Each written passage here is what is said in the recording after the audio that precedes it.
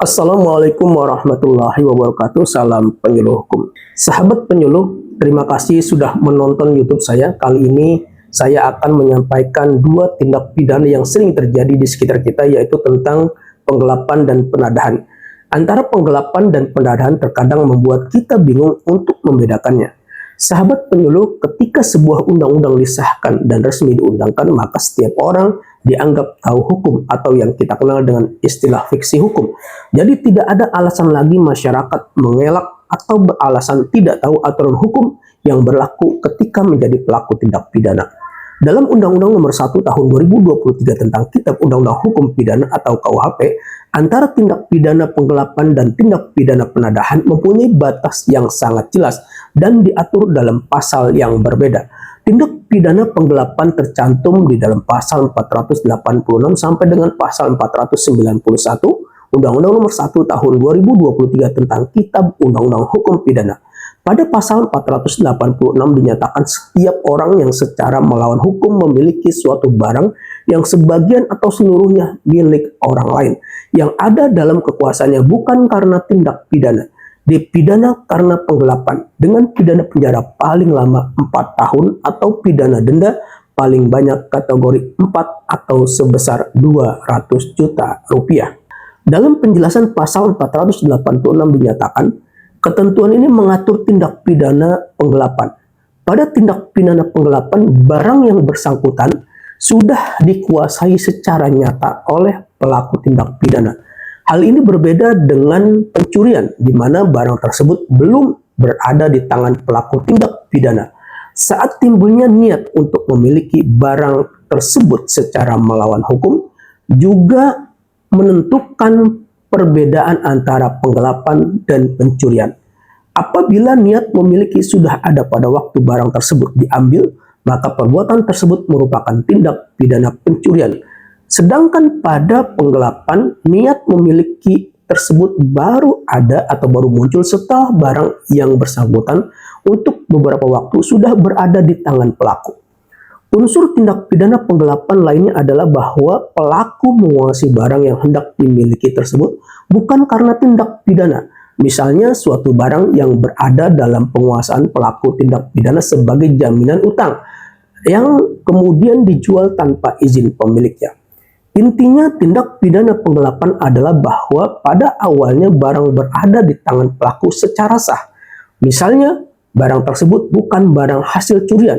Barang memang dititipkan atau dipinjamkan atau disewakan oleh pemiliknya.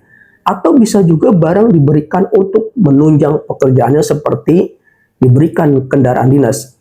Kemudian dalam perjalanannya ada niat jahat atau mens rea seperti tidak mau mengembalikan barang yang dititipkan atau disewakan atau dipinjamkan.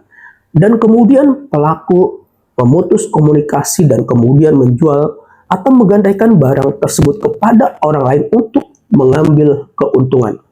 Kemudian pada pasal 487, jika yang digelapkan bukan ternak atau barang yang bukan sumber mata pencaharian atau nafkah yang nilainya tidak lebih dari 1 juta rupiah, maka pelaku penggelapan dipidana karena penggelapan ringan dengan pidana denda paling banyak kategori 2 atau sebesar 10 juta rupiah.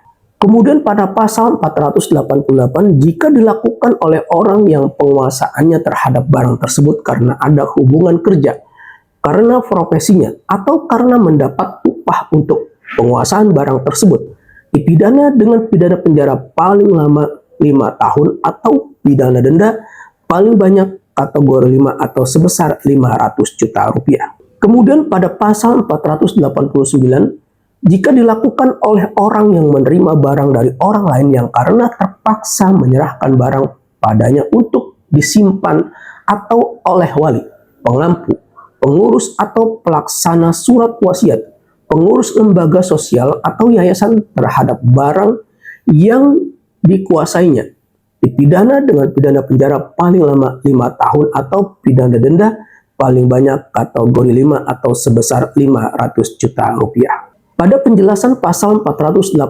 dinyatakan, dalam ketentuan ini, penyerahan barang karena terpaksa, misalnya pada waktu terjadi bencana alam seperti kebakaran, banjir, gempa bumi, dan lain-lain. Barang tersebut diserahkan untuk diselamatkan atau karena tidak mampu mengurus sendiri barang tersebut sehingga perlu diserahkan kepada pihak lain.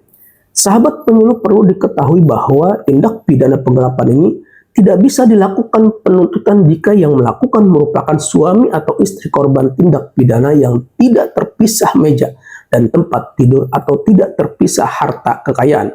Penuntutan hanya bisa dilakukan atas pengaduan korban jika pelaku merupakan suami atau istri korban tindak pidana yang terpisah meja dan tempat tidur atau terpisah harta kekayaan, atau merupakan keluarga sedarah atau semenda, baik dalam garis lurus maupun dalam garis menyamping sampai derajat kedua, masuk ke dalam delik aduan.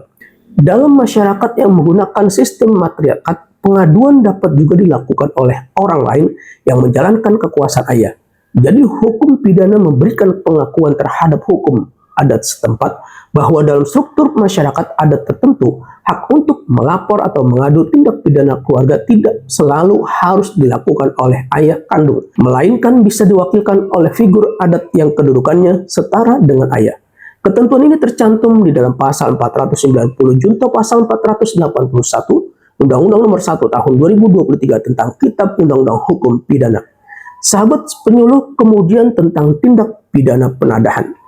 Tindak pidana penadahan tercantum di dalam pasal 591 sampai dengan pasal 593 Undang-Undang Nomor 1 Tahun 2023 tentang Kitab Undang-Undang Hukum Pidana. Pada pasal 591 dinyatakan, dipidana karena penadahan dengan pidana penjara paling lama 4 tahun atau pidana denda paling banyak kategori 5.